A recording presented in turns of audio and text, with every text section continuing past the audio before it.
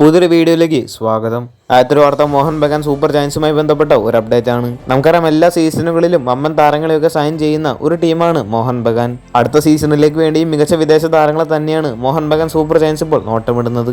ഇപ്പോൾ ലഭിച്ചുള്ള വാർത്ത അനുസരിച്ച് മോഹൻ ബഗാൻ അങ്ങനെ പുതിയൊരു വിദേശ സൈനിങ് കംപ്ലീറ്റ് ആക്കിയിട്ടുണ്ട്. ഒഫീഷ്യൽ പ്രഖ്യാപനമെല്ലാം ഉടൻ തന്നെ പുറത്തുവിടുന്നതായിരിക്കും. ആൽബർട്ടോ റോഡ്രിഗസ് എന്ന സ്പാനിഷ് താരത്തിന്റെ സൈനിങ് ആണ് ഇപ്പോൾ Mohun Bagan super giants complete ആക്കിയിട്ടുള്ളത്. അടുത്ത സീസണിൽ ഈ ഒരു സ്പാനിഷ് താരം മോഹൻ ബഗാന് വേണ്ടി കളിച്ചേക്കും. നിലവിൽ 31 വയസ്സ് പ്രായം വരുന്ന താരം സെൻട്രൽ ബാക്കായിട്ടാണ് കളിച്ചുകൊണ്ടിരിക്കുന്നത്. താരം അവസാനമായിട്ട് കളിച്ചിട്ടുണ്ടായിരുന്നത് പെർസിബ് ബാൻഡങ് എന്ന ഒരു ഇന്തോനേഷ്യൻ ടീമിന് വേണ്ടിയായിരുന്നു.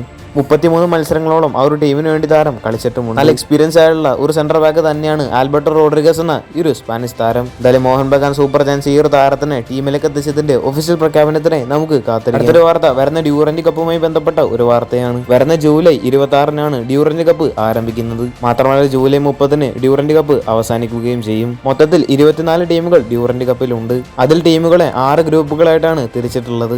ഒരു ഗ്രൂപ്പിലാവട്ടെ 4 ടീമുകളായിരിക്കും ഉണ്ടാവുക. കേരള ബ്ലാസ്റ്റേഴ്സിന്റെ ഗ്രൂപ്പിൽ ടീമുകൾ ഏതൊക്കെയാണ് എന്നുള്ള സൂചനകളൊക്കെ ഇപ്പോൾ പുറത്തു വന്നിട്ടുണ്ട്. ബംഗളൂരു FC, ചെന്നൈ FC എന്നീ ടീമുകൾ കേരള ബ്ലാസ്റ്റേഴ്സിന്റെ ഗ്രൂപ്പിലുണ്ടാകും.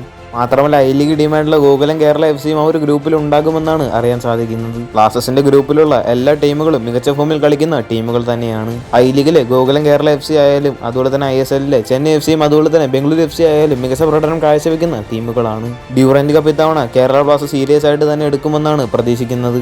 എല്ലാ ശക്തരായിട്ടുള്ള ടീമുകൾ ഉൾപ്പെടുന്ന ഗ്രൂപ്പിലാണ് കേരള ബ്ലാസ്റ്റേഴ്സ് ഉള്ളത് എന്നാണ് ഇപ്പോൾ അറിയാൻ സാധിക്കുന്നത്. കൂടുതൽ അപ്ഡേറ്റുകൾക്കായിട്ട് നമുക്ക് കാത്തിരിക്കാം. കൂടുതൽ ISLുമായിട്ടും കേരള ബ്ലാസ്റ്റേഴ്സുമായിട്ട് ബന്ധപ്പെട്ട വാർത്തകളൊക്കെ അറിഞ്ഞായിട്ട് ചാനൽ സബ്സ്ക്രൈബ് ചെയ്യുക. അടുത്തുള്ള ബെല്ലൈക്കൺ ഓപ്ഷൻ ചെയ്യാൻ മറക്കരുത്. അടുത്തൊരു വീഡിയോ ആയിട്ട് നമുക്ക് വീണ്ടും കാണാം.